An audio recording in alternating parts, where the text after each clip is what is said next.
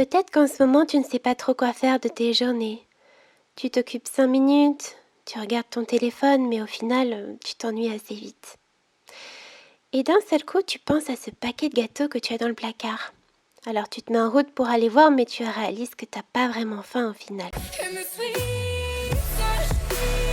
Comment arrêter de penser sans cesse à la nourriture alors qu'on est enfermé chez soi? C'est justement ce qu'on va voir dans cette vidéo. Vu qu'on est tous confinés, on ne peut pas sortir et donc faire des activités qui vont occuper notre journée, et on se retrouve chez nous face à nous-mêmes, mais aussi face à nos placards où il y a de la nourriture. Et du coup, on peut être tenté d'aller piocher dedans. Et avant toute chose, je tiens à dire que c'est totalement normal d'avoir ces pensées, d'avoir envie d'aller grignoter quelque chose. Et encore une fois, ce n'est pas mal si tu le fais. Ça peut arriver, ça nous arrive à tous. Il faut absolument pas culpabiliser. Le but de cette vidéo, c'est simplement de t'aider à te créer un quotidien de vie agréable où tu ne sois pas sans cesse en train de penser à la nourriture parce que finalement tu sais pas trop quoi faire. Le problème, il vient de là, il vient simplement du fait qu'on est à la maison, donc on a plus tendance à s'ennuyer ou à faire des activités passives, c'est-à-dire on regarde la télé, on regarde une série. Et donc pour avoir un petit plaisir en plus, on va être très souvent amené à se tourner vers la nourriture plus que d'habitude où on est dehors, où on fait autre chose. Le premier conseil que je pourrais te donner pour éviter de trop penser à la nourriture, c'est justement de faire une activité où tu vas être actif et non passif. Par activité active, j'entends faire quelque chose qui va solliciter ta créativité, qui va te mettre en mouvement, où tu vas en fait vraiment pouvoir focaliser toute ton attention. Donc ça peut être par exemple faire un peu de sport, un peu de stretching, un peu de yoga. Ça peut être par exemple écrire ou faire du rangement ou faire du jardinage ou faire du tricot. Enfin plein de choses comme ça où tu vois finalement tu vas être en action. Tu vas être en train de faire quelque chose et du coup ça va obliger ton cerveau à se focaliser sur ce que tu es en train de faire et de ne pas divaguer dans des pensées de je me ferais bien un petit snack dans le placard. Bien entendu, tu peux tout à fait faire des activités passives. Là encore une fois, je ne dis pas qu'il ne faut pas en faire, mais il faut juste que dans ta journée, ce soit pas uniquement du Netflix ou ce genre de choses où tu es passif, parce que c'est là où tu vas avoir tendance à te tourner vers la nourriture ou du moins à y penser plus facilement. Mais c'est tout à fait ok de se regarder un bon film, une série, etc. Il n'y a pas de problème. Le tout c'est que ce ne soit pas le menu principal de ta journée, on va dire. Donc essaie de te tourner vers une activité qui te fait du bien, et tu peux aussi faire des choses que tu ne prends pas le temps de faire d'habitude. Moi c'est le cas là par exemple. Aujourd'hui j'ai fait de l'étiquetage. J'ai des bocaux en fait où j'ai des étiquettes mais j'écris à la craie, et le problème c'est que ça s'enlève. Et il y a déjà pas mal de temps j'avais acheté une étiqueteuse et j'avais jamais pris le temps de changer mes étiquettes. Donc là c'est ce que j'ai fait et c'était chouette, franchement ça m'a plu et je suis très contente d'avoir fait ça. Ça m'a occupée, j'ai bien aimé faire ça, ça m'a changé de mon quotidien. Donc ça c'est un exemple parmi tant d'autres, mais essaie de te faire une petite liste avant de te coucher des choses que tu vas pouvoir faire le lendemain. Ça aussi ça va t'aider de planifier un peu ta journée, parce que si tu planifies rien, en fait tu vas te lever, tu vas pas trop savoir quoi faire, et en fait tout au long de la journée tu vas penser par exemple à la nourriture ou à des choses comme ça, à des plaisirs un peu faciles. Donc n'hésite pas à te faire une petite to-do list de trucs faciles à faire qui vont t'occuper ta journée. N'en mets pas trop, parce que si tu en mets trop après ça va te décourager, tu vas pas pouvoir tout réaliser dans ta journée et tu vas te dire bon ça sert à rien que je me fasse une to-do list, j'y arrive pas. Donc je te conseille de mettre trois choses que tu vas pouvoir réaliser dans ta journée. Si tu veux aller plus loin avec ce principe de to-do list, tu peux aussi te mettre des créneaux. Donc par exemple, je sais pas, de 10h à 11h, je fais du tri dans mes vêtements. Après de 11h à midi, je prends le temps d'écrire un petit peu. Et ça va te permettre comme ça de structurer ta journée si tu as un petit peu du mal à t'organiser ou trop savoir quoi faire. Moi je sais que c'est ce que je fais. J'ai deux cahiers en fait. J'ai un cahier où je note toutes mes idées de création de contenu, etc. De choses qui me viennent à l'esprit comme ça. Ça me permet aussi de me libérer l'esprit et de ne rien oublier. Et j'en ai un deuxième, c'est une to-do list. Donc après t'es pas obligé d'acheter un cahier, mais moi j'aime bien avoir un petit cahier que je trouve joli. Et je note voilà les 3 choses que j'ai à faire. Parfois c'est un petit peu plus, mais il faut pas que ça excède 10 choses, parce que 10 choses c'est beaucoup trop, même 5 je dirais. 5 c'est largement suffisant, tu verras. Et ce que je fais c'est que je mets aussi, tu sais, dans Google Agenda des créneaux. Comme ça me permet de me dire bah voilà, de telle heure à telle heure je fais ça. Et ça structure ma journée et après j'ai plus qu'à suivre et ça va tout seul.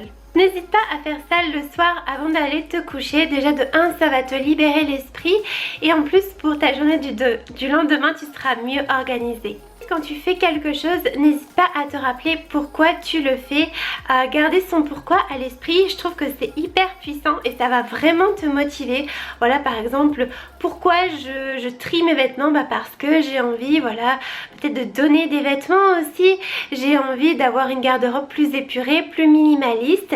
Et le fait de faire ça, ça va te motiver à commencer l'action. Parce que par exemple, pour trier ses vêtements, c'est jamais facile de s'y mettre. On voit la tonne de vêtements. Bon, moi j'en ai pas des tonnes, mais peut-être que toi tu en as plus et ça te démoralise. Mais si tu gardes en tête pourquoi tu fais ça, ça va te motiver. Et ça tu peux le faire pour n'importe quoi. Par exemple si tu veux faire une séance de sport, moi mon pourquoi c'est parce que j'ai envie de faire du bien à mon corps, j'ai envie de me sentir bien après ma séance. Et en fait rien que le fait d'y penser à ça, bah, je suis trop motivée à faire ma petite séance. Et je sais que voilà, ça va me faire que du bien. L'idée avec tout ça c'est de t'instaurer une vraie routine bien-être. Donc là je vais te partager un petit peu moi ce que je fais en ce moment pour cette période de confinement. Tu vas voir un petit peu ma journée, la journée d'aujourd'hui, comment je l'ai organisée, qu'est-ce que j'ai fait, qui me permet justement bah, de me sentir bien et de pas avoir ces pensées tout le temps pour la nourriture. Je vous retrouve sans maquillage, là je viens de faire ma séance de sport, donc désolée pour ma tête qui est pas au top, mais j'ai oublié de vous dire quelque chose de très important. Si vous avez aussi très souvent tendance à penser à la nourriture, c'est peut-être aussi parce que vous vous restreignez beaucoup. C'est d'ailleurs le propre des troubles du comportement alimentaire dont moi j'ai souffert pendant plusieurs années. Voilà, si vous vous restreignez, en fait, vous allez avoir tout le temps faim et vous allez penser sans cesse à la nourriture. Surtout, ne vous restreignez pas de façon extrême, ça c'est très important. Si vous avez faim, mangez et ne culpabilisez pas, vraiment, il n'y a pas de quoi manger, c'est pas mal, il faut manger pour être en bonne santé.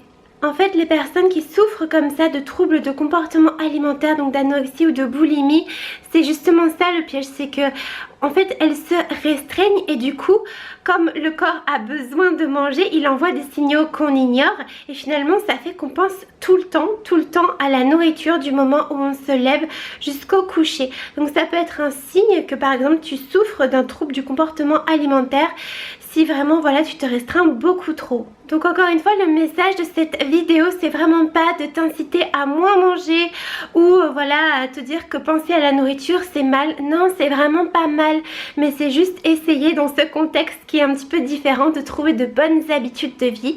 Et si tu as faim, voilà, mange, c'est hyper important.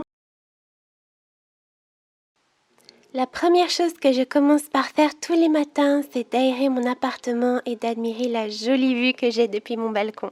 Ensuite, je prends un grand verre d'eau pour bien m'hydrater et je vais sur mon balcon faire quelques étirements.